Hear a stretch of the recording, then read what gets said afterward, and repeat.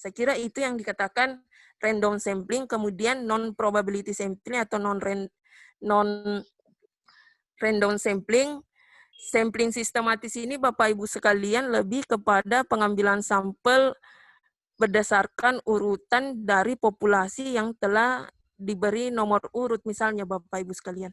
Tapi misalnya kita meneliti dalam suatu organisasi itu, organisasi pemerintah, birokrasi, anggap ada 15 pegawai, ya kita urut 1, 2, 3, 4, 15, ya kita ambil misalnya yang ganjil-ganjil karena mungkin proporsional semua, ya kita ambil nomor 1 misalnya, nomor 3, nomor 7, dan seterusnya, intinya urutan ganjil kan, itulah sampling sistematis. Artinya mau peneliti, sampling kuota itu Bapak Ibu sekalian menentukan populasi dengan membentuk kuota-kuota masing-masing, menentukan sampel dengan membentuk kuota masing-masing populasi, masing-masing populasi. Misalnya kita hampir sama tadi Bapak Ibu sekalian dengan proportional stratified sampling, cuma ini artinya di non-probability sampling ini tidak semua populasi itu memiliki kesempatan untuk dipilih menjadi sampel kan, beda probability sampling. Probability sampling itu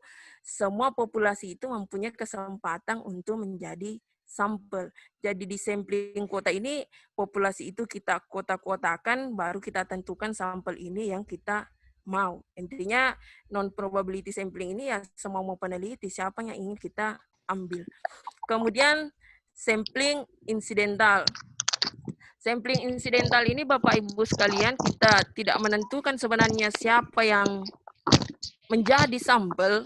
Mungkin karena kita jalan-jalan misalnya ke lapangan misalnya, secara tidak langsung ternyata kita menemukan seseorang yang lebih memahami tentang objek yang kita lakukan penelitian. Padahal sebenarnya dia tidak menjadi target kita kan, tapi karena kita anggap, oh ternyata orang ini lebih memahami apa yang ingin saya ungkapkan, itu yang dikatakan sampling insidental. Artinya siapa saja yang kita temui dan dia relevan dengan apa yang kita kaji, ya kita bisa jadikan sampel dalam penelitian. Kemudian Bapak Ibu sekalian, khusus untuk penelitian kualitatif, paling banyak itu menggunakan purposive sampling atau Snowball sampling. Kalau penelitian mixed method itu kan Bapak Ibu sekalian, pada saat kita ingin menentukan data kuantitatifnya, kan otomatis ya kita pilih dulu probability samplingnya, baru kita tentukan lagi teknik pengambilan kualitatifnya itu bagaimana. Kualitatif itu rata-rata cuma 2 Bapak Ibu sekalian, purposive sampling dengan Snowball sampling. Purposive sampling ini cara penentuan sampel siapa yang dianggap paling relevan untuk menjawab rumusan masalah kita. Saya kira itu Bapak Ibu sekalian. Mau 2-3 orang, ya terserah peneliti, selama orang itu dianggap paling relevan bisa memenuhi atau menjawab rumusan masalah kita. Sedangkan sampling genome ini, bagaimana semua sampel itu atau semua populasi itu dijadikan sampel. Mungkin karena misalnya kita meneliti di sebuah organisasi yang anggotanya cuma 5 orang, populasinya cuma 5 orang, ya kita ambil semua saja kan. Itu jadikan sampel, itu yang dikatakan sampling jenuh. Sedangkan Snowball sampling ini, ya, pada dasarnya mungkin sampel kita kecil Bapak Ibu sekalian, semakin kita telusuri penelitian kualitatif yang lebih ke in-depth interview, penelitian mendalam, ternyata dari beberapa informan yang kita interview, ternyata ada beberapa informan yang lebih relevan lagi terkait apa yang kita kaji, sehingga semakin membentuk sebuah snowball, bola-bola kecil semakin membesar, itu yang dikatakan sampai dia jenuh kan. Itu yang dikatakan snowball sampling. Rata-rata kalau kualitatif itu rata-rata cuma menggunakan 2 ini, purposive sampling dan snowball sampling. Lanjut.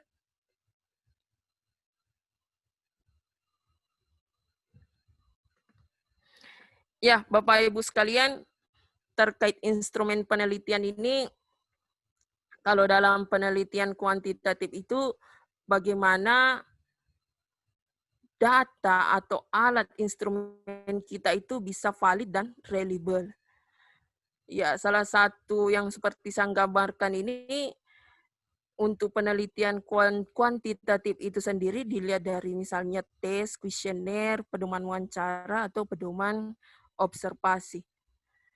Sedangkan untuk penelitian kualitatif itu sendiri, dalam bukunya Sugiono itu, karena penelitian kualitatif itu merupakan penelitian alami, naturalistik, makanya yang menjadi instrumen itu sendiri adalah peneliti. Beda dengan penelitian kuantitatif. Dia bagaimana data kualitatif itu bisa diangkakan, kan makanya ada namanya kuesioner, ada tes, sehingga dari data kualitatif itu bisa menjadi data angka-angka. Lanjut.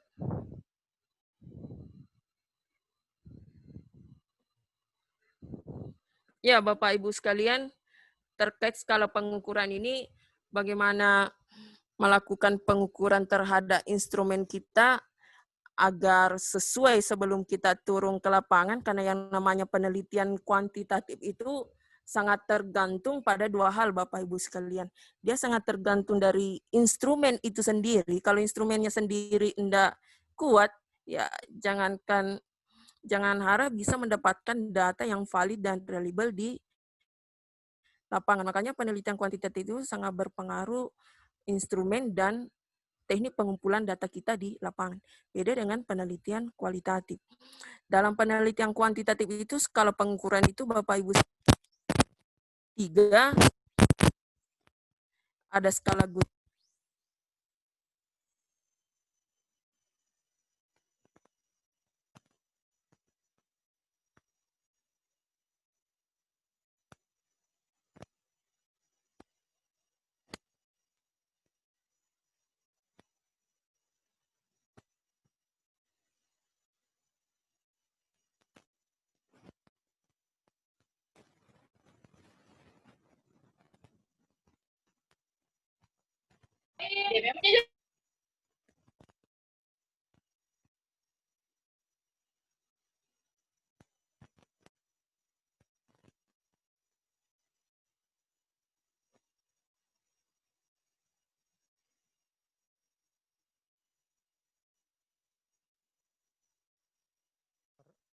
Suaranya tidak masuk, Pak Dokter.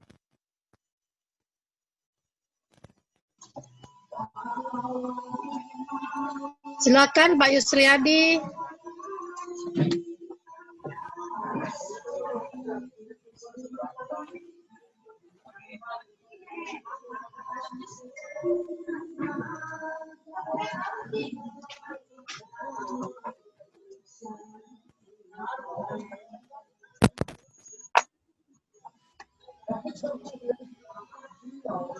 Halo. Halo. Halo, Ya, jelas suara saya, Bu? kedengaran. Oke, sorry Bapak Ibu sekalian. Tadi sampai di mana, Bu? Salah, Goodman. Halo. Oke, Ya, halo, Bu. jadi Bapak Ibu sekalian, skala yang membedakan di antara 4 skala ini sebenarnya cuma skala Goodman, kan yang ketiga skala Likert, rating scale, semantik diferensial semuanya hampir sama. Skala Goodman ini dia tidak lagi apa istilahnya, tidak lebay Bapak Ibu sekalian. Seperti tadi skala Likert, tidak setuju, sangat setuju, tidak setuju sama sekali, artinya ada beberapa pilihan kan Bapak Ibu sekalian, sedangkan skala Goodman ini dia cuma jelas apakah saudara menyetujui sistem penanganan COVID di Indonesia, ya atau tidak. Dia tidak lebay-lebay, artinya tidak ada jawaban abu-abu kan, itulah skala Goodman. Beda dengan sedangkan rating scale ini ya hampir sama Bapak Ibu dengan skala Likert, cuma rating scale ini dia berbentuk interval sejajar. Misalnya apakah saudara menyukai sistem penanganan COVID 5, 4, 3, 2, 1, kemudian yang nomor 1 itu misalnya tidak menyukai. Dia sekedar, oh sorry Bapak Ibu sekalian, itu semantik diferensial. Sedangkan rating scale ini hampir sama skala Likert, cuma yang tadi tidak setuju, kurang setuju itu diganti dengan angka 5, 4, 3, 2, 1. Jadi misalnya yang tertinggi itu 5, Yang terendah itu, yang paling rendah itu 1. Saya kira itu letak perbedaannya Bapak Ibu sekalian. Tapi intinya yang mau dicapai sama, cuma yang paling membedakan adalah skala detik. Lanjut.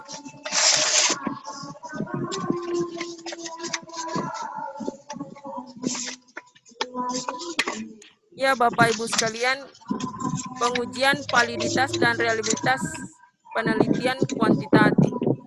Ini yang paling berbeda dengan penelitian kualitatif, adanya validitas dan reliabilitas. Dalam penelitian kualitatif itu sendiri tidak dikenal istilah validitas dan reliabilitas. Validitas itu Bapak Ibu sekalian, bagaimana agar data kita itu bisa valid. Data apa yang ada di lapangan itu juga yang kita ungkapkan dalam penelitian kita. Jangan sampai kebanyakan juga tidak pernah turun ke lapangan, ternyata menulis akan sudah melakukan penelitian, ternyata data di lapangan tidak begitu, itu yang dikatakan tidak ada validitas. Validitas itu sendiri ada 2, validitas internal dan validitas eksternal. Validitas internal itu bagaimana dari pendahuluan kita, proposal kita, rumusan masalahnya, metodenya, itu runtuk Bapak Ibu, tersusun secara ilmiah. Itu yang dikatakan validitas internal dan itu diterapkan kepada sampel. Sedangkan validitas eksternal itu bagaimana hasil dari validitas internal ini kita terapkan lagi kepada sampel yang lain. Itu yang dikatakan validitas eksternal dan ternyata hasilnya tetap sama. Sedangkan reliabilitas ini ya bagaimana konsistensi dari sebuah temuan kita. Misalnya Bapak Ibu sekalian, jika kita hari ini temukan bahwa baju itu berwarna merah, besok lusa orang meneliti lagi, mereka tetap akan menemukan bahwa baju itu berwarna merah. Itu yang dikatakan reliabilitas. Artinya walaupun 2-3 tahun ke depan orang meneliti itu ya, mereka tetap akan menemukan bahwa baju itu berwarna merah. Kemudian lanjut Bu.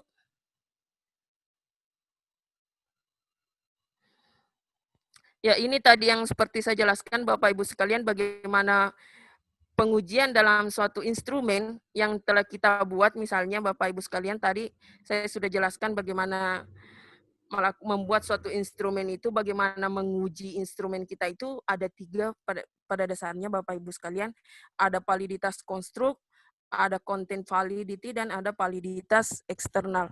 Validitas konstruk itu Bapak Ibu sekalian, misalnya Bapak Ibu telah selesai menyusun instrumennya kan sebelum turun ke lapangan.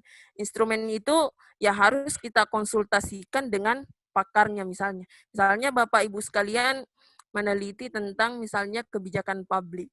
Ya, salah satu pakarnya di Ketua Program Studi Manajemen Ilmu Administrasi Negara, ya Bapak bisa konsultasikan instrumennya ke Ibu Dr. Heni. Itu sudah sesuai dengan aturan atau cara ilmiah untuk menguji instrumen Bapak Ibu sekalian. Karena validitas konstruk itu bagaimana instrumen kita ini kita konsultasikan kepada pakar-pakar di bidangnya kan. Salah satunya juga kita adakan forum group discussion untuk menguji instrumen kita kan. Kemudian terkait content validity ini Bapak Ibu sekalian, dia lebih kepada bagaimana instrumen kita ini isinya sudah sesuai tidak dengan apa yang akan kita kaji di lapangan. Jangan sampai misalnya kita ingin melakukan meneliti di lapangan tentang berat kan, sedangkan yang kita gunakan adalah balbas untuk mengukur. Ya, kalau balbas digunakan untuk menghitung berat itu otomatis pasti tidak valid kan. Artinya content validity ini bagaimana isi dari instrumen kita ini sebenarnya variabelnya sudah sesuai tidak apa yang jika kita turun ke lapangan ini sudah bisa diterapkan atau tidak. Itu Bapak Ibu sekalian. Kemudian validitas eksternal ini sama tadi yang saya jelaskan Bapak Ibu terkait dengan derajat akurasinya. Apabila kita terapkan kepada sampel yang lain, apakah hasilnya tetap sama atau justru berbeda lagi kan? Jika kalau hasilnya berbeda ya mau tidak mau seorang peneliti harus menyusun ulang lagi instrumennya. Lanjut.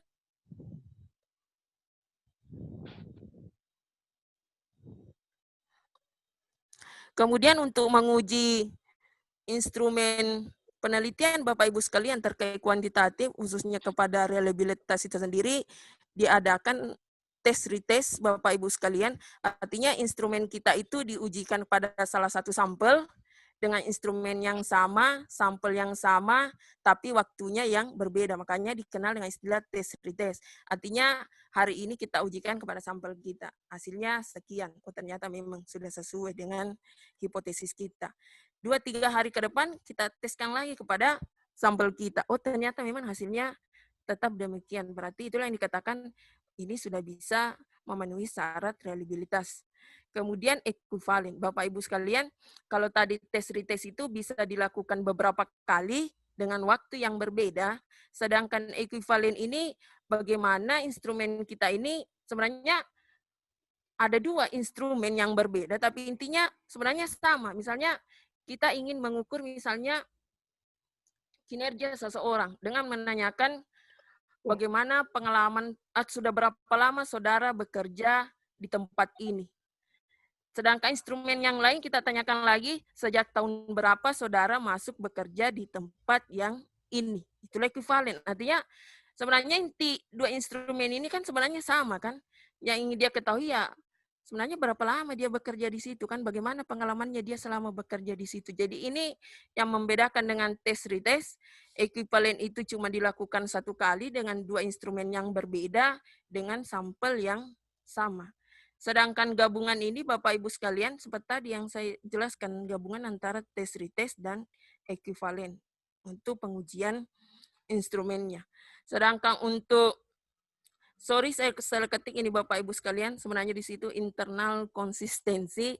Ini sebenarnya hampir sama, tetap instrumennya sama, dengan sampel yang sama dan cuma dilakukan 1 kali. Bukan 2 instrumen Bapak Ibu, cuma 1 instrumen dan cuma dilakukan 1 kali dengan perhitungan rumus statistik. Karena kuantitatif itu cara menganalisis datanya dengan menggunakan statistik.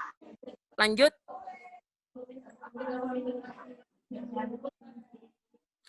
Ya, Bapak Ibu sekalian, hampir sama sebenarnya uji keabsahan data kualitatif dengan uji keabsahan data kuantitatif. Cuma istilahnya saja yang berbeda. Tadi di kuantitatif juga sudah dikenal validitas internal, validitas eksternal, reliabilitas, bagaimana konsistensi penelitian kita, dan yang berikutnya objektivitas. Ini juga sebenarnya ada di dalam penelitian, istilahnya yang berbeda Bapak Ibu sekalian. Objektivitas ini jika sudah 99 orang yang mengatakan bahwa sistem penanganan COVID di Indonesia sukses, selesai kan? Itulah kebenaran, itulah objektivitas. Tapi belum tentu itu menjadi suatu data yang valid. Bisa saja ada 1 orang yang mengatakan bahwa sistem penanganan COVID-19 di Indonesia itu tidak berhasil dengan adanya peningkatan kasus tiap hari kan. Itu bisa saja itu yang menjadi sebuah kebenaran. Disitulah mungkin salah satu juga letak perbedaan penelitian kuantitatif dan kualitatif. Kalau kuantitatif ya mau tidak mau yang menjadi kebenarannya yang 99% kan. Sedangkan kalau kualitatif ya bisa saja yang diambil adalah yang 1% ini. Kenapa kira-kira yang 1% ini mengatakan tidak? Kita bisa telusuri secara mendalam, makanya dikenal namanya in-depth interview. Kemudian lanjut Bapak Ibu sekalian, sedikit lagi setelah teknik pengumpulan data, teknik analisis data. Teknik pengumpulan data itu khusus untuk penelitian kuantitatif itu sebenarnya hampir sama Bapak Ibu sekalian. Ada observasi, ada wawancara, ada dokumentasi. Yang cuma membedakan itu Bapak Ibu sekalian, dalam penelitian kuantitatif itu dikenal namanya observasi partisipasi. Artinya suatu penelitian kualitatif itu karena ingin mengungkap suatu kebenaran yang ada di masyarakat natural, tidak ada hubungan dengan teori kan. Intinya ini temuan saya, ya ini yang saya gambarkan. Bahkan seorang penelitian kualitatif itu jika dia ingin mengungkap suatu budaya yang ada di masyarakat itu, dia sampai juga menikah dengan masyarakat yang ada di tempat itu karena alaminya yang namanya naturalistiknya penelitian kualitatif, beda dengan penelitian kuantitatif yang berbentuk tes, kuesioner, apalagi observasi secara terstruktur. Sedangkan dalam penelitian kualitatif itu observasi itu bisa tidak terstruktur dan bisa juga terstruktur, tergantung dari peneliti itu sendiri karena dia merupakan human instrument. Wawancara saya kira sama Bapak Ibu sekalian dengan kuantitatif. Mixed method ya digabungkan saja Bapak Ibu sekalian. Jadi dalam metode penelitiannya itu misalnya di teknik pengumpulan datanya untuk kuantitatifnya menggunakan ini, kualitatifnya menggunakan ini. Karena mixed method itu gabungan keduanya. Dia tidak ada ciri khas bahwa ini pengumpulan data mixed method. Tidak ada Bapak Ibu sekalian. Wawancara ya bisa terstruktur, bisa tidak terstruktur, dokumentasi juga begitu. Triangulasi ya digabung Bapak Ibu sekalian. Hari ini kita menggunakan observasi, kita coba lagi besok misalnya wawancara, kemudian kita kaitkan lagi dengan penelitian terdahulu, dokumentasi melalui website, baik online, offline, jurnal, publikasi misalnya, artikel, proceeding. Lanjut.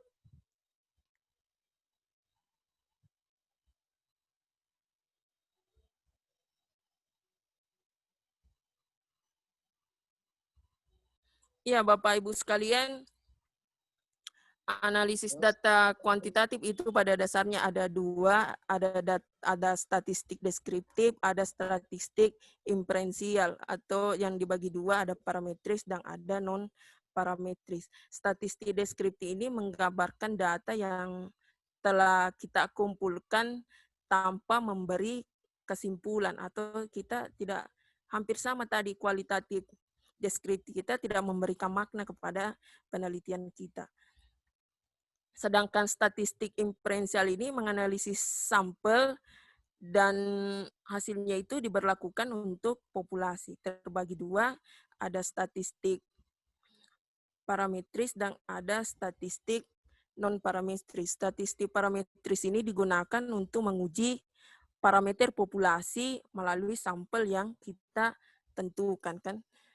Dan bagaimana nanti hasil dari parameter itu kita terapkan kepada populasi. Sedangkan statistik inferensial non-parametris ini dia tidak menguji parameter populasi itu sendiri, tapi dia lebih menguji kepada distribusinya, atau dia lebih kepada data nominal dan ordinalnya. Beta tadi dengan statistik inferensial parametris itu dia lebih ke data interval dan data rasio, kan Bapak Ibu sekalian.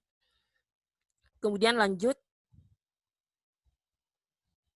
Sedangkan khusus untuk analisis data kualitatif itu sendiri, ya pada dasarnya yang sering digunakan itu ada 3 model analisis data. Ada model perbandingan tetap, ada model dari Spratley, ada model Miles dan Huberman. Model Miles dan Huberman ini dikenal dengan reduksi data, bagaimana kita turun ke lapangan itu melakukan wawancara dengan beberapa informan, kita lakukan reduksi, mana yang bisa kita ambil, mana yang tidak. Jika ini berhubungan dengan kajian kita ambil, jika tidak ya kita buang saja. Itulah yang dikatakan reduksi. Setelah misalnya kita reduksi, baru kita sajikan dalam tulisan kita, display data. Setelah itu baru kita melakukan verifikasi atau penarikan kesimpulan Bapak Ibu sekalian. Sedangkan model spread delay ini ada yang namanya analisis domain, data yang diperoleh dari hasil wawancara atau pengamatan. Setelah itu kita taksonomikan lagi, perkecil lagi. Setelah itu baru kita tarik kesimpulan holistik. Jadi sebenarnya dia hampir sama saja dengan teori Miles dan Huberman, cuma istilahnya saja yang berbeda Bapak Ibu sekalian. Begitupun juga model perbandingan tetap yang teori dari Glaser, sebenarnya hampir sama. Dia juga sekedar reduksi, mensintesis, mengkategorisasikannya, baru menginterpretasi. Cuma istilah-istilahnya saja yang berbeda di antara ketiganya. Mungkin yang lebih paling jelas di sini adalah yang paling banyak digunakan dalam penelitian kualitatif itu Miles dan Huberman. Bahkan yang terbaru itu dengan Saldana 2019. Saya kira itu Bapak Ibu sekalian. Mohon maaf sebelumnya karena ada faktor, masih ada ya, analisis data kombinasi Bapak Ibu sekalian. Ini ada beberapa, intinya di antara analisis data kombinasi ini ada yang seimbang antara kuantitatif dan kualitatif, baru kita interpretasi. Atau kualitatif dulu, baru kuantitatif, baru kita interpretasi. Ada lebih dominan kuantitatifnya, baru kualitatifnya, kemudian kita interpretasi. Atau lebih dominan kualitatifnya dibanding kuantitatifnya, baru kita interpretasi. Saya kira cukup. Saya kembalikan dulu kepada moderator. Mohon maaf sebelumnya. Assalamualaikum warahmatullahi wabarakatuh. Waalaikumsalam warahmatullahi wabarakatuh. Terima kasih kepada Bapak Dr. Yusriadi selaku keynote speaker pada pertemuan ilmiah kali ini dengan judul metodologi penelitian kuantitatif, kualitatif, dan mixed method. Dapat saya simpulkan rekan-rekan peserta bahwa mixed method menjadi hal baru, sebenarnya hal baru tetapi model lama, ya. Jadi metodologi penelitian itu ada 3 jenis, ada 3 macam metode penelitian, yaitu kuantitatif, kualitatif, dan yang terupdate adalah mixed method, yaitu campuran antara kuantitatif dan kualitatif. Data kuantitatif dan kualitatif dibedakan menjadi data kuantitatif, data deskriptif, dan data kontinus, sedangkan data kualitatif yaitu ada empiris dan bermakna. Sebelum saya lanjut, perlu saya sampaikan bahwa metodologi itu sendiri adalah, disampaikan Pak Yusriadi tadi, cara ilmiah mengolah data untuk menghasilkan informasi tertentu, yaitu memberikan solusi atau menemukan kebenaran. Jadi intinya ketika para peserta sebentar meneliti, yaitu ada tujuan yang Anda ingin peroleh, Anda ingin memperoleh informasi, atau Anda ingin memberikan solusi, atau justru Anda ingin menemukan kebenaran. Contoh misalnya, seandainya Anda meneliti tentang COVID sebenarnya ini permasalahannya di mana, itu bisa menjadi titik masalah. Jadi sebenarnya intinya ketika Anda meneliti harusnya ada masalah yang Anda temukan, ya. Mungkin sebentar menjadi titipan moderator untuk Bapak Yusriadi. Tadi telah disampaikan bahwa yang sangat penting dalam menentukan penelitian adalah state of the art atau penelitian terdahulu. Kemudian apa yang membedakan penelitian terdahulu dengan penelitian Anda? Yang menarik di sini, Pak, saya juga pernah mengikuti seminar mengenai metodologi penelitian, kuantitatif, kualitatif, dan mixed method. Namun timbul pertanyaan bagi saya, mungkin menjadi titipan sebentar ya, Pak Yusriadi, Pak Dr. Yusriadi. Menurut Anda, apakah saat ini state of the art itu masih sangat penting? Sedangkan salah satu keynote speaker mengatakan bahwa jangan terpaku pada state of the art. Kenapa? Karena banyak hal-hal baru yang harusnya diteliti. Kalau Anda terpaku pada state of the art, berarti Anda hanya meneliti hal-hal yang lama. Contoh misalnya, saat ini kita sedang melakukan kuliah daring. Kenapa banyak mahasiswa tidak tertarik pada kuliah daring? Itu kan hal baru. Dan Anda tidak bisa bandingkan dengan state of the art atau penelitian-penelitian terdahulu. Itu yang saya tangkap ya Pak ya. Jadi jangan terpaku pada state of the art, tapi sekarang bagi para pembimbing upayakan temukan hal-hal masalah-masalah baru, kemudian jadikan penelitian. Lanjut ya Pak, sebelum ini tadi pertanyaan titipan ya Pak dari moderator selain dari peserta sebentar.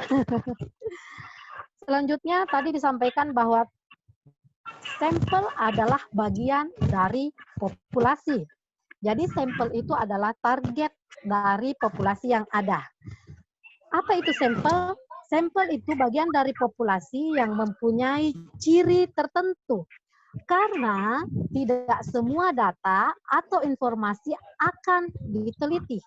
Contoh misalnya, teman-teman sekalian sebentar mau meneliti mahasiswa Universitas Indonesia Timur.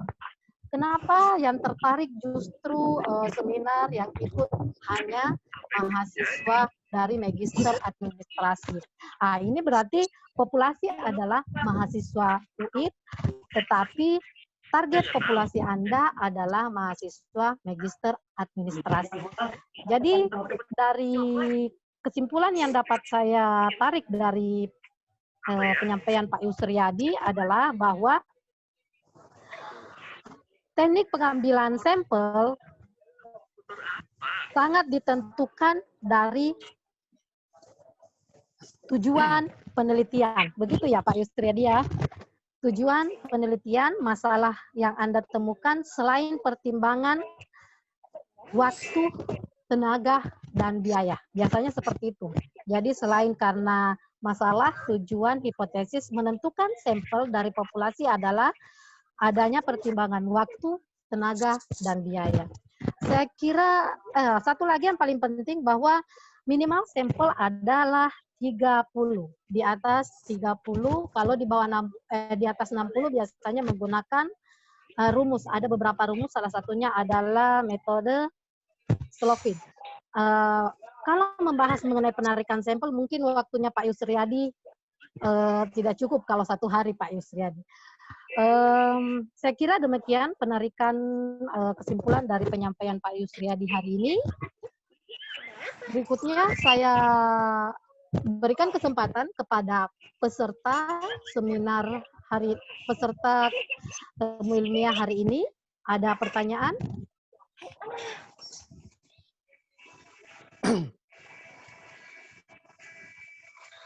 Silakan Bapak Ibu, ada pertanyaan?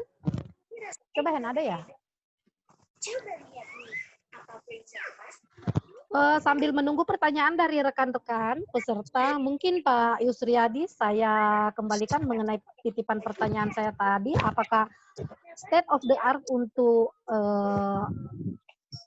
saat ini masih perlu untuk penelitian yang akan dilakukan atau kolaborasi nanti antara dosen dan mahasiswa. Silakan Pak Yusriyadi. Terima kasih kepada moderator Ibu Eliana. Saya kira pertanyaannya ini sangat sulit saya jawab, bahkan ya, tapi saya coba ya Bu ya. Artinya dari segi pengalaman lah saya berusaha jawab. Jika kita mengacu kepada penelitian kuantitatif, karena dia berangkat dari sebuah filsafat positivistik, artinya segala sesuatunya itu harus terukur kan. Cara mengukurnya itu karena kuantitatif ini logika berpikirnya menggunakan deduktif, dia berusaha menguji sebuah teori, ya kapan step of the art-nya tidak kuat, penelitian-penelitian terdahulunya tidak kuat, bagaimana untuk mencari jawaban dari hipotesis itu sendiri kan, sedangkan kuantitatif ini memang sebenarnya dia ingin menguji teori yang sudah ada. Apakah sebenarnya teori ini cocok digunakan di Kabupaten Bone misalnya, atau Makassar, Maros, dan sebagainya. Jadi ya memang sebenarnya mau tidak mau di kerangka pikirnya itu sangat bergantung kepada sebuah teori. Adapun hal baru terkait misalnya sistem pembelajaran online itu, misalnya daring ini, ya mau tidak mau yang bisa dijadikan step of the art itu sendiri ya kita mengacu kepada misalnya sistem pembelajaran offline kan, itu bisa menjadi sebuah pembanding untuk riset kita kan.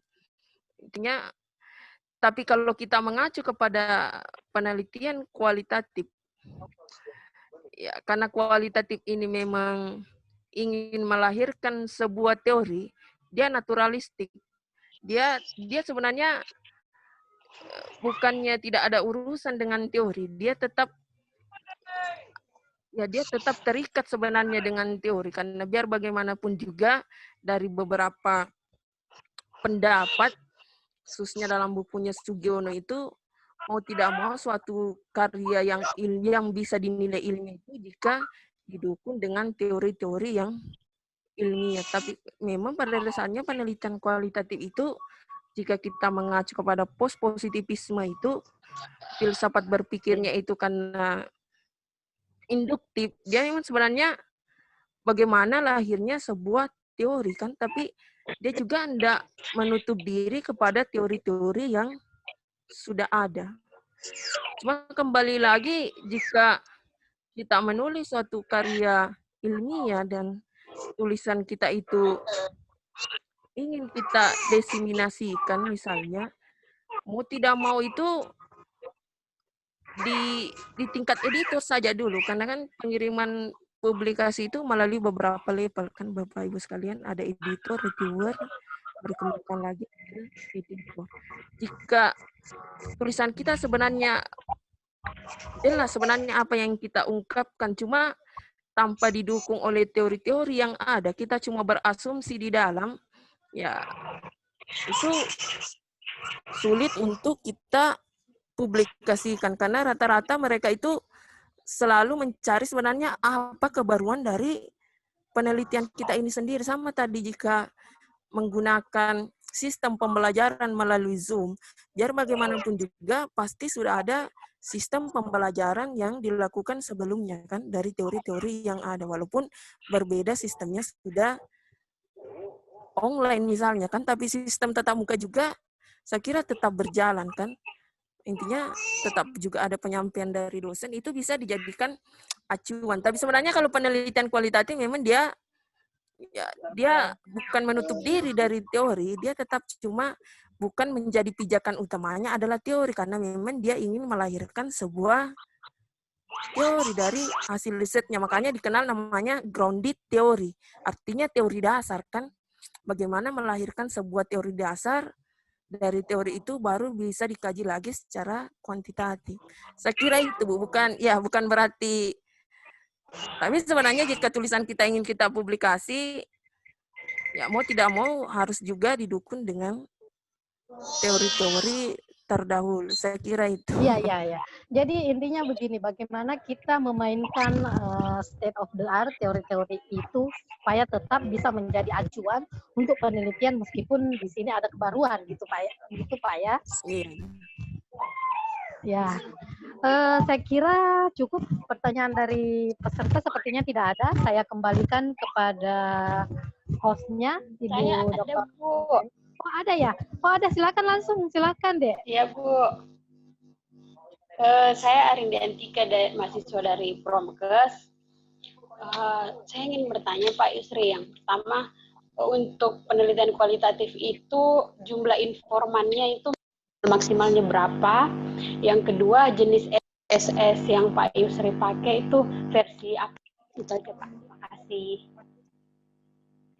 Oke, terima kasih. Saya langsung jawab ya, moderator.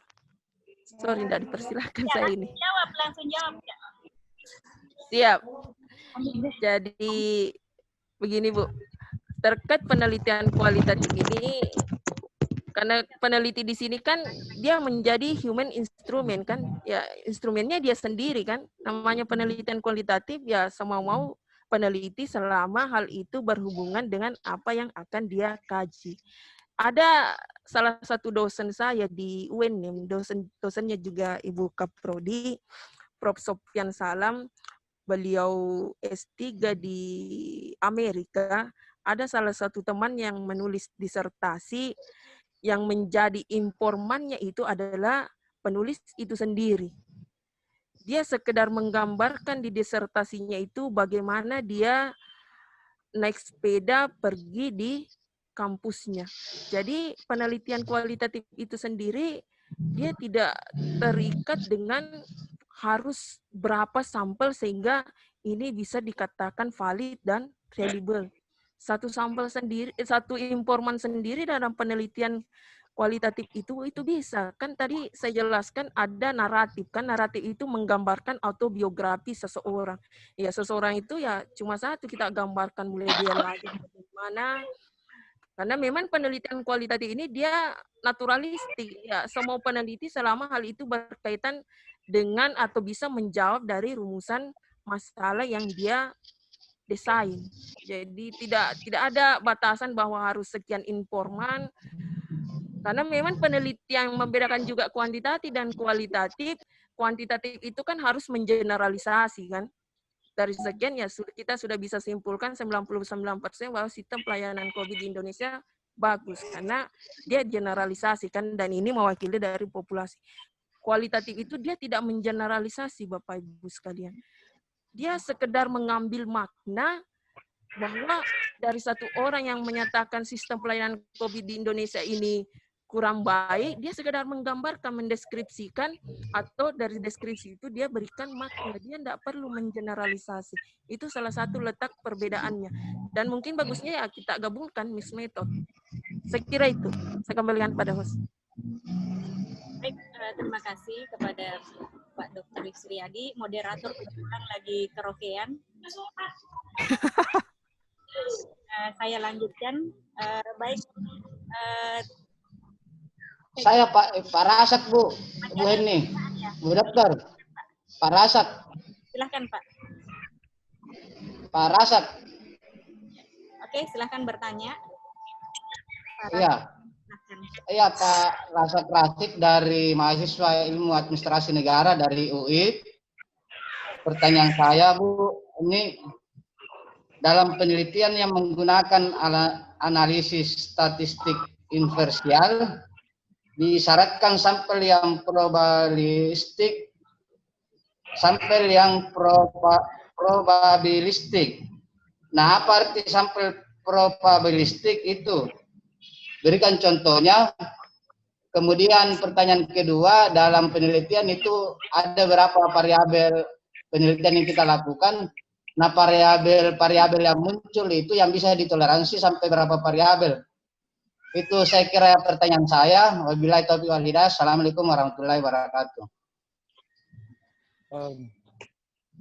Waalaikumsalam warahmatullahi wabarakatuh. Saya langsung jawab deh, moderator. Silahkan. Host yang cantik pada sore hari ini. Sore ya? Sore. Ya. Terkait probability sampling atau random sampling dengan non-random sampling, Pak Abdul Razak Rasik, saya kira pertanyaannya sangat baik, Pak. Probability sampling ini sebenarnya di mana populasi ini mempunyai peluang yang sama untuk menjadi sampel. Jadi semua populasi itu mempunyai peluang yang sama. Tergantung dari peneliti. Dia mau menerapkan simple random sampling, tinggal mengacak dari 100 sampel, misalnya diambil 50, atau dia karena stratanya berbeda di masyarakat tapi masih proporsional, maka diterapkan lagi proporsional stratified random sampling. Misalnya dalam suatu kantor ada 3 dokter, 2 sarjana, otomatis yang dokter itu diambil semua, dan anggap misalnya ada 10 sarjana, ya 10 sarjana itu kita ambil 5 kan, itu yang dikatakan proporsional stratified random sampling. Ada juga non proporsional, tergantung kalau populasinya tidak proporsional, misalnya di desa ya kita pilih-pilih. Tidak semua kita jadikan, tergantung kita lihat dari segi pendidikannya, misalnya tergantung riset kita. Jika kita mengkaji tentang pendidikan, ya kita pilih yang mayoritas pendidikannya tinggi kan. Tapi jika kita kaji tentang pertanian, ya kita jangan ambil sarjana administrasi publik, misalnya kita pilih di situ di desa itu yang sarjana pertanian, misalnya magister pertanian. Jadi tinggal pintar-pintarnya peneliti, tapi semua populasinya di situ mempunyai peluang untuk menjadi sampel. Beda lagi kalau klaster kan, klaster sampling yang penelitiannya lebih luas, kita klasterkan dulu, baru kita tentukan lagi mau terapkan random sampling atau simple random sampling atau proporsional stratified random sampling, tergantung dari peneliti. Kemudian terkait variabel penelitian ini, ya tadi saya tidak sempat jelaskan, Dek. Variabel penelitian ini sebenarnya variasi penelitian, Bapak Ibu sekalian. Variabel penelitian itu sendiri kan ada dua, ada variabel independen, ada variabel dependen. Di samping variabel yang lain ada variabel moderator, intervening. Ya, yang paling penting perannya variabel independen dan variabel dependen. Variabel yang mempengaruhi dan variabel yang dipengaruhi. Di tengah kita melakukan penelitian, misalnya ternyata ada variabel yang apa istilahnya itu, seperti misalnya variabel moderator kan Bapak Ibu sekalian, anggap misalnya perilaku suami adalah variabel independennya, kemudian perilaku istri sebagai variabel dependennya, bahwa perilaku suami itu mempengaruhi perilaku istri. Ternyata di samping itu ada anak, itu yang dikatakan variabel moderator. Di samping itu juga ada yang namanya variabel intervening. Ini akan panjang sekali saya jelaskan Bapak Ibu sekalian. Anggap misalnya kita tentukan hipotesisnya itu ada hipotesis A kan, hipotesis 0, hipotesis K atau kerja, ada juga hipotesis A kan. Dalam penentuan hipotesis itu, misalnya Bapak Ibu sekalian, H0 misalnya, kita mengatakan bahwa tidak ada hubungan antara penanganan COVID-19 dengan peningkatan, sorry Bapak Ibu,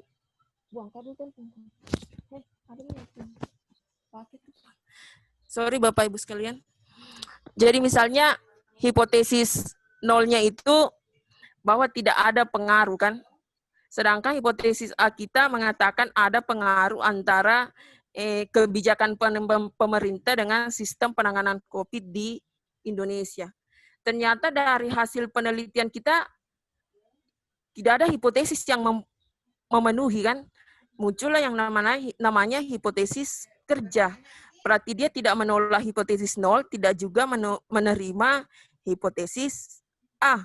Inilah yang dikatakan hipotesis kerja. Intinya dia berada di tengah-tengah yang sebenarnya indikatornya tidak ada di dalam instrumen kita.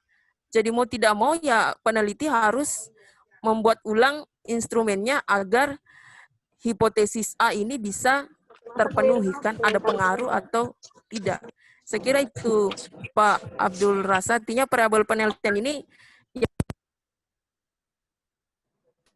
penelitian kualitatif ya ini hal utama terkait persoalan variabel penelitian, karena dia tidak berangkat dari sebuah teori, justru dia ingin melahirkan sebuah teori.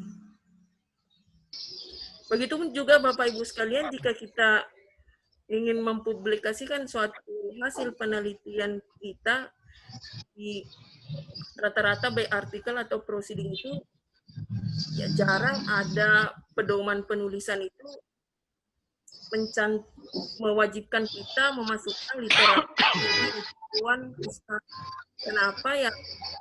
Karena bagaimana orang peneliti itu agar dalam menulis itu cuma memasukkan teori-teori relevan dengan kajiannya kan perlu jangan selalu masukkan lagi teori-teori yang ternyata tidak ada hubungannya dengan riset kita. Itu membuat penuh saja tulisan kita kan. Kalau kita publikasi itu paling maksimal mungkin 15 halaman, 7 halaman, sehingga literatur review ini, tinjauan pustaka ini tidak diwajibkan dalam penulisan atau penerbitan suatu karya ilmiah baik jurnal nasional maupun jurnal internasional. Saya kembalikan pada host. Baik, terima kasih kepada Dr. Yusriyadi. Saya kira sudah cukup waktu yang membatasi kita. Terima kasih kepada Ibu Moderator telah memandu acara sehingga kuliah tamu Magister Ilmu Administrasi Negara berjalan dengan baik. Untuk selanjutnya saya persembahkan sertifikat untuk narasumber sebagai penghargaan kami. Jadi nanti saya kirim lewat WA juga sertifikatnya. Baik, apa yang sudah terlihat? Sudah, Bu. Sudah ya? Oke. Sudah, Bu. Kucing lagi. Saya kira cukup untuk hari ini.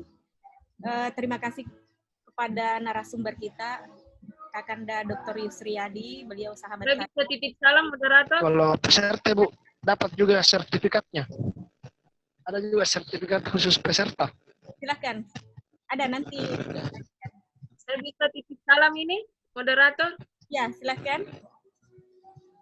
Ternyata ada teman mengajar saya di sini yang ikut join, Pak Asriadi. Salam, Pak. Pak Asriadi ya? Siap, Kak. Iya, Bu. Masih single ini, Bu, Bu Kaprodi. Siap-siap, Kak. Oke, kita tutup saja. Akhiri mengucapkan alhamdulillahirrahmanirrahim. Terima kasih narasumber, Baik.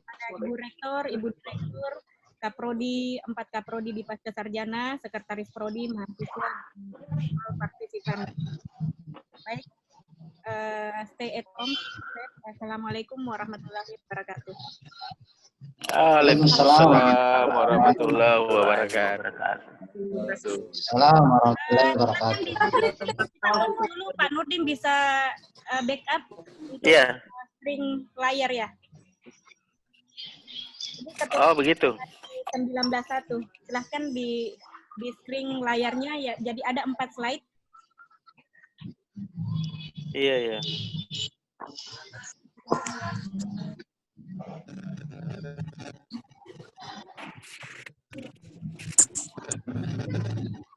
Silakan Pak Ketua Tim Pak Nurdin.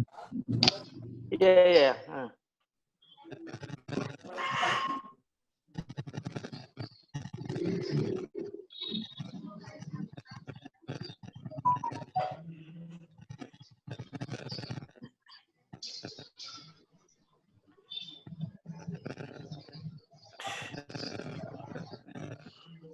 Banyak sekali, ada di 82. Tadi ada 99. Iya.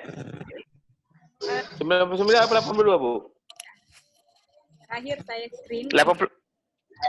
Silakan Pak Nurdin 93. ya di string. Saya 82.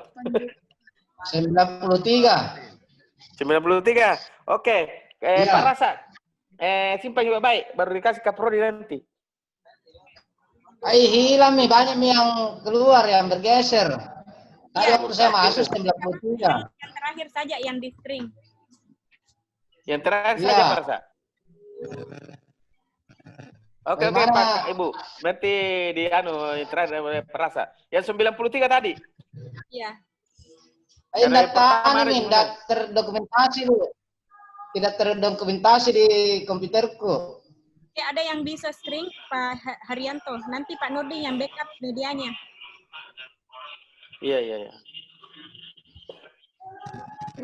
Ada Pak Rianto hadir kah, Pak Rianto? Anto.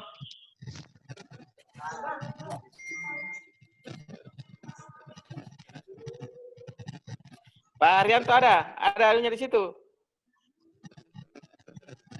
Oh, ada Agus. Agus. Oh, Agus. Pakai HP saya, Pak. Bisa. Oh, pakai HP. Iya. Kalau Agus Lebes. ada Agus Sulawesi. Agus Selebes, mana Agus Selebes? Ini Agus Selebes, matikan semua. Agus Selebes monitor. Saya yang string saja. Oke, oke Bu, ya. Jadi tempat ini Pak Nurdin. Saya ada di Ya. Sungai, saya ada di Sungai Terno. Oh. Posisi Pak Rasa di mana? Lagi di kantor. Di kantor Pak Ketua. Di kantor. Begitu kalau begitu. Saya di sudut. Iya, Bosku. Iya. Oh, Nanti ketemu di masjid. Oke, baik. Oh, begitu.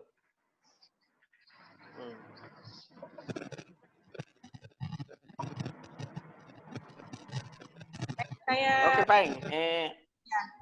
Ibu Heni. Halo. ya. Masih didengar? Oh iya. Ini kan ada pergantian dosen, Bu Heni. Dari Pak Super Mamaka ke Pak Pak ini siapa? Siapa lagi namanya? Pak Dokter. Siapa lagi Pak Rasa? Pak Dokter. Dari Pak Super Mamaka kan selesai. Anwar dia. Pak Super Mamaka sudah selesai. Tinggal bukan. Yang satu lagi yang Pak siapa yang dari dari Setia. Dokter siapa lagi namanya? Pak Dokter Pak Nawi, Dokter Nawi. Iya, Dokter Nawi. Saya Bel. Kayaknya tidak TAP-nya. Oh iya, nah, dia mengajar besok itu. Nanti dia di... mengajar. Jadwal kan hari Sabtu, Pak. Hari Sabtu, Pak Ketua. Enggak. Hari Sabtu ada Mi 2. Pak Talib dengan Pak Ibu Ramuniar. Terus dia kalau mau bergeser bisa hari lain lah. Hari Minggu. Ya, hari Minggu masalahnya. Pak Nawi. Kita kerja kalau hari-hari biasa. Oke, nanti kita komunikasi lewat WA saja. Iya. Kita pakai hari Minggu. Kita baik iya. Ini. Iya. Wabillahi taufiq wal hidayah.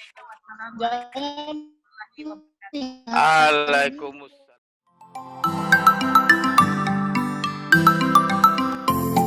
Halo semua, selamat datang kembali di perkuliahan daring metodologi penelitian bersama saya, Nilam Kemala. Pada pertemuan kali ini, kita akan membahas analisis data kualitatif.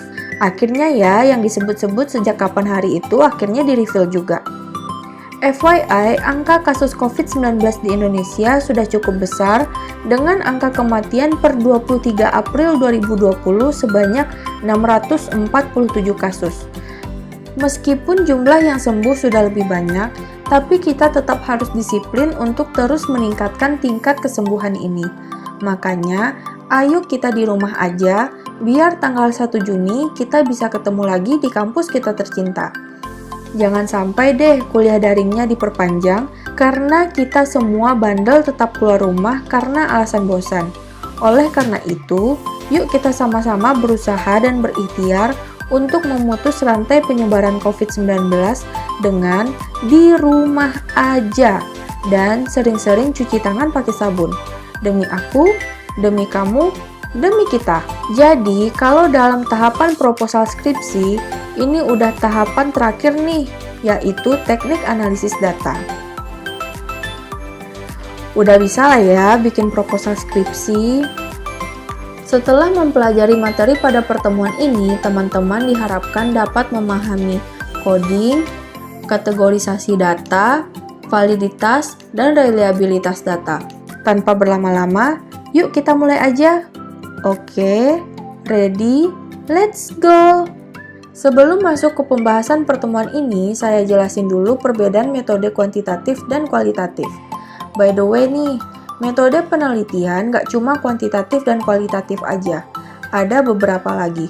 Tapi, yang mau saya tekankan di sini adalah metode kuantitatif dan kualitatif.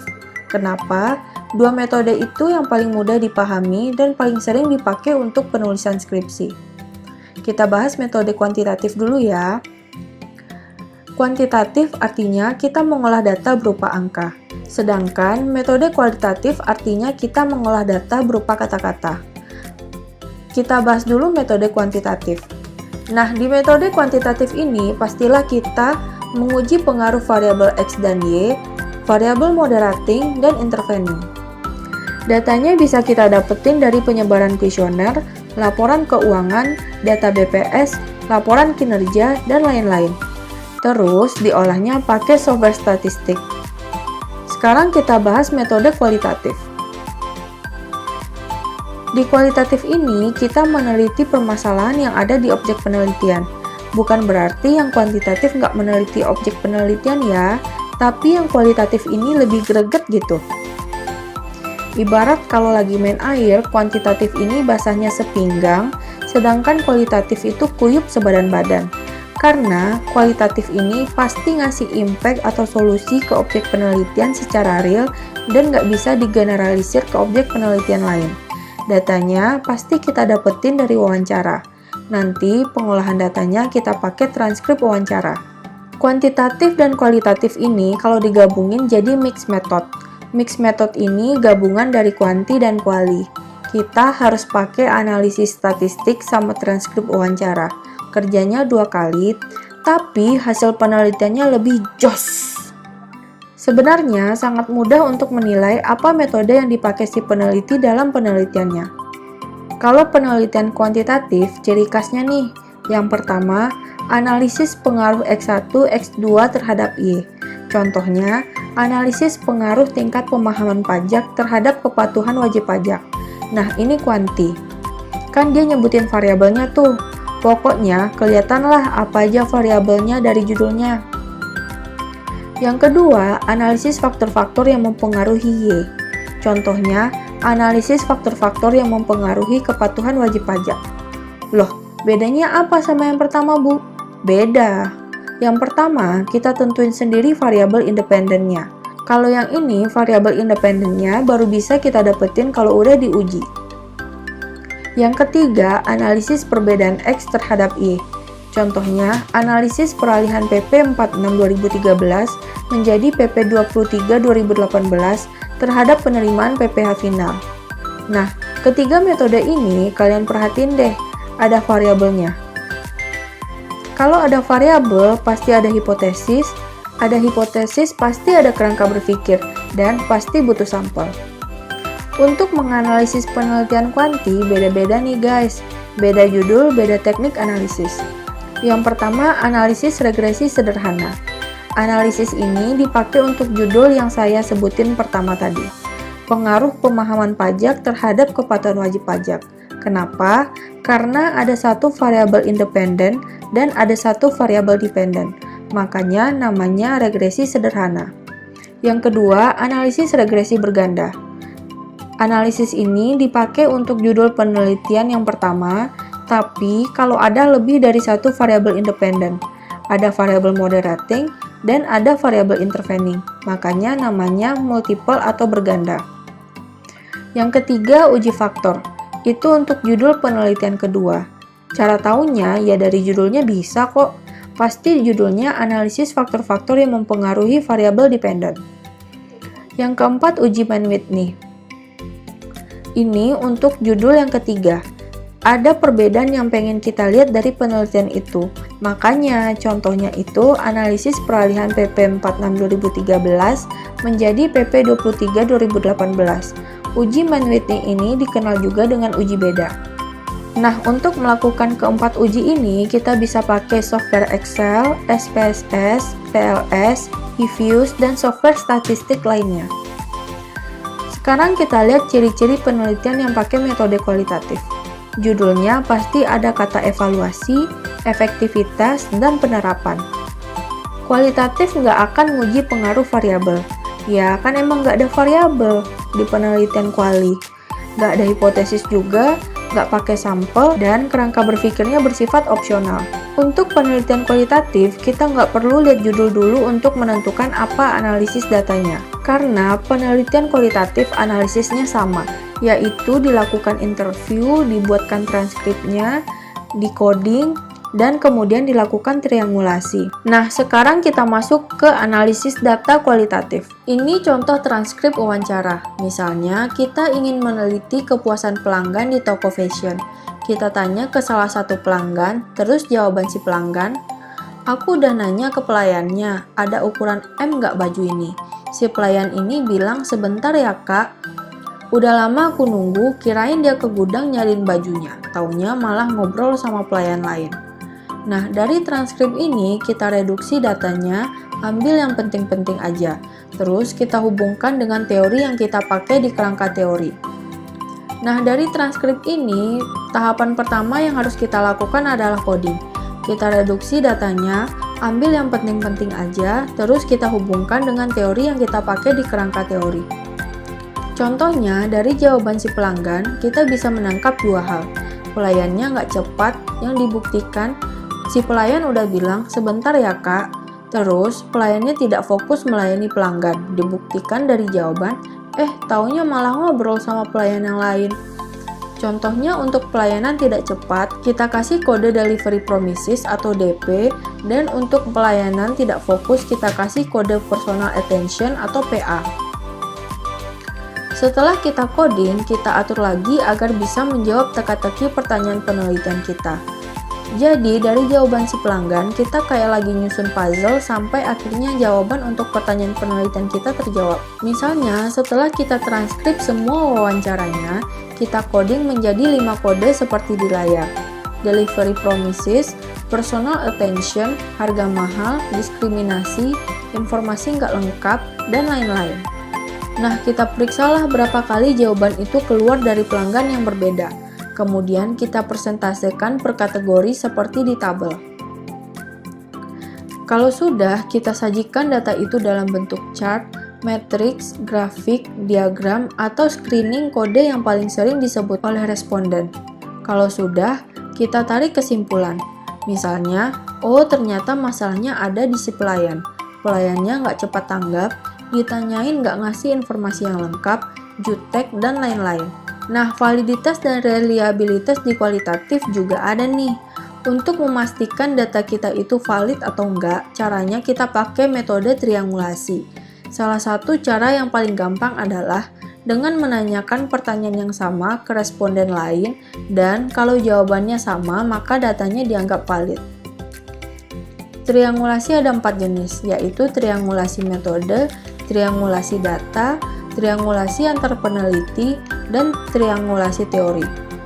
Triangulasi metode maksudnya adalah peneliti menggunakan beberapa metode pengumpulan dan metode analisis data. Triangulasi data maksudnya adalah mengumpulkan data dari beberapa sumber dan atau waktu periode yang berbeda. Triangulasi antar peneliti adalah beberapa peneliti ikut mengumpulkan dan menganalisis data yang sama.